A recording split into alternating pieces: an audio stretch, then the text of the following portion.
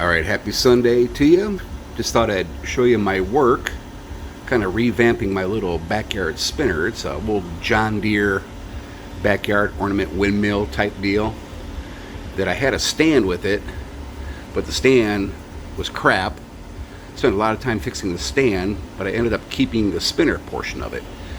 And I don't know, about 5 years ago or so, I fixed it on a piece of 2x4. Let me get it spinning here a little bit more.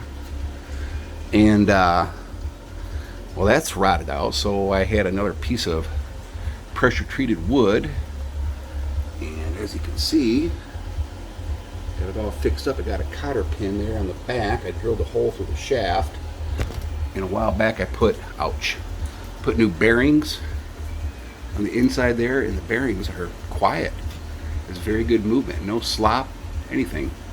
And also decided to paint the shaft a little John Deere yellow. Modify that so to accept, and use that good Valspar wood. Well, it has a wood tint stain to it, but it's a waterproofer type deal. This is already pressure treated, so I sanded this down and just put a good coat on there. But it's raining out right now, so I can't put this back up on the fence line, and it's not meant to be perfect, but it's just kind of a little fun thing I did a while back.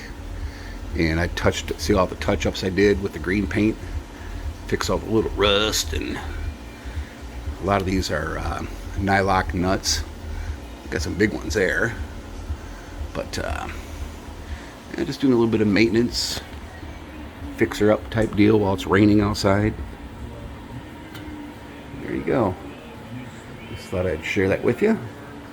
A little garage project while it's raining. And get that back up on the fence. It'll look pretty cool. About 5 minutes ago it was raining cats, dogs, chickens, wombats, flying sea turtles, caterpillars with wings, you name it. It was coming down big time. We needed this rain like last month.